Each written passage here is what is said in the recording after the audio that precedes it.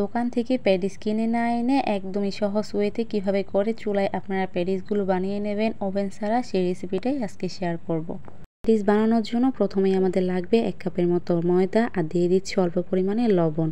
এখন দিয়ে দিব রান্নার তেল 2 চামচের মতো। আর ময়দার পরিমাণটা আপনারা চাইলে কম বেশি করে নিতে পারেন। এখন শুকনো উপকরণগুলোকে হাতের সাহায্যে ডলে ডলে কিছুক্ষণ সময় নিয়ে ভালো করে মিক্স করে নিতে হবে। শুকনো উপকরণগুলো ভালো করে মিক্স করা হয়ে যাওয়ার পরে এখন হচ্ছে কুসুম গরম পানি দিয়ে একটা ডো বানিয়ে নিতে হবে। আর পানিটা কিন্তু অল্প অল্প করে দিয়ে দিতে হবে, আর ডোটাকে বানিয়ে নিতে হবে। ডোটা কিন্তু এদিকে আমার বানানো হয়ে গেছে। এখন হচ্ছে ডেকে কিছুক্ষণ সময়ের জন্য রেস্টে রেখে দেব।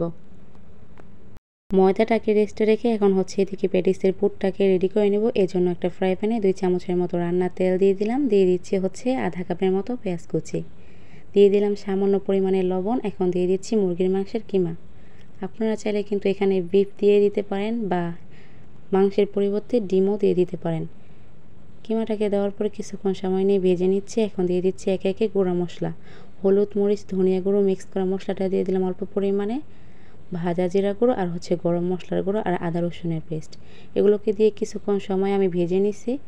তারপর হচ্ছে ঢেকে কিছুক্ষণ রান্না করার পরে কিমাটা আমার একদমই রেডি হয়ে গেছে। এখন হচ্ছে নামিয়ে নিচ্ছি। একটা বাটিতে আধা কাপের মতো রান্নার তেল নিয়ে নিচ্ছি। দিয়ে দিলাম হচ্ছে 2 চামচের মতো কর্নফ্লাওয়ার। কর্নফ্লাওয়ার দেওয়ার পরে এখন হচ্ছে মিশ্রণটাকে ভালো করে কিছুক্ষণ সময় নিয়ে মিক্স করে নিতে হবে। মিক্স করা হয়ে যাওয়ার পর এক সাইডে রেখে দিচ্ছি। ময়দার ডোগুলোকে আমি 5 ভাগে ভাগ করে নিচ্ছি। এখন হচ্ছে এখান থেকে একটা ডো নিয়ে নিচ্ছি রুটি বেলার জন্য। আর রুটিটা কিন্তু একটু বড় সাইজ করে বেলে নিতে হবে, আর পাতলা টাইপ করে বেলে নিতে হবে। রুটিটা কিন্তু আমার বেলা হয়ে গেছে একদমই পাতলা করে, আর এভাবে করেই কিন্তু সবগুলো রুটি বানিয়ে নিতে হবে। রুটিগুলো বানিয়ে নেওয়া হয়ে যাওয়ার পরে এখন হচ্ছে একটা রুটি নিয়ে নিছি। রুটির উপরে কর্নফ্লাওয়ার আর হচ্ছে তেলের মিশ্রণটাকে দিয়ে একটু ছড়িয়ে দিচ্ছি। এখন হচ্ছে এই ছড়িয়ে দেওয়া মিশ্রণটার উপরে একটা রুটি দিয়ে দিচ্ছি। রুটিটাকে দিয়ে সুন্দরভাবে এভাবে করে হাত দিয়ে একটু চেপে চেপে দিয়ে দিতে হবে। আর এভাবে করে সবগুলো লেয়ার দিয়ে দিতে হবে। রুটিগুলো লেয়ার করা হয়ে যাওয়ার পরে এখন হচ্ছে রুটিগুলোকে সুন্দরভাবে রোল করে নিতে হবে। রুটিগুলো রোল করা হয়ে যাওয়ার পরে এখন হচ্ছে রোলটাকে সাইজ অনুযায়ী কেটে নিচ্ছি। আপনারা কত বড় প্যাটিস বানাতে চান বা কয়টা প্যাটিস বানাতে চান। এখন হচ্ছে এই পিসগুলোকে একটা বাটিতে উঠিয়ে নিচ্ছি। রুটির একটা ডো নিয়ে নিচ্ছি প্যাটিস বানানোর জন্য। এখন হচ্ছে একটা রুটি বেলে নিচ্ছি। রুটিটা কিন্তু একদমই বড় সাইজ হবে না, একটু মিডিয়াম সাইজ হবে। আর একদমই মোটা হবে না, অনেকটা পাতলা টাইপ হবে। এভাবে করে কিন্তু সবগুলো রুটি বানিয়ে নিতে হবে। রুটিটা বানানো হয়ে যাওয়ার পরে এখন হচ্ছে রুটিটাকে স্কোয়ার শেপ করে কেটে নিতে হবে প্যাটিস বানানোর জন্য। কাটা হয়ে যাওয়ার পরে এখন হচ্ছে রুটির মাঝ বরাবর কিছুটা পরিমাণে পুর দিয়ে দিলাম, আর চারপাশটা কিন্তু পানি দিয়ে দিতে হবে।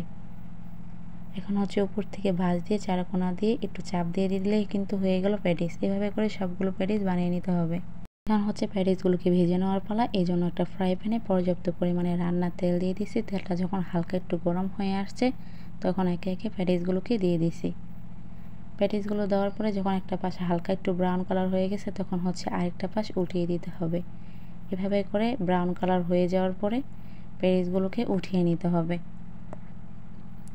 একদমই অল্প সময় কিন্তু ঝটপট ঘরে চিকেন প্যাটিস রেডি হয়ে গেল। আর বাচ্চারা কিন্তু এই প্যাটিসটা খেতে ভীষণ পছন্দ করে। 20 টাকা পিস প্যাটিস কিনে না এনে আপনারা কিন্তু ঘরেই অনেকগুলো প্যাটিস বানিয়ে নিতে পারেন 1 কেজি ময়দা দিয়ে।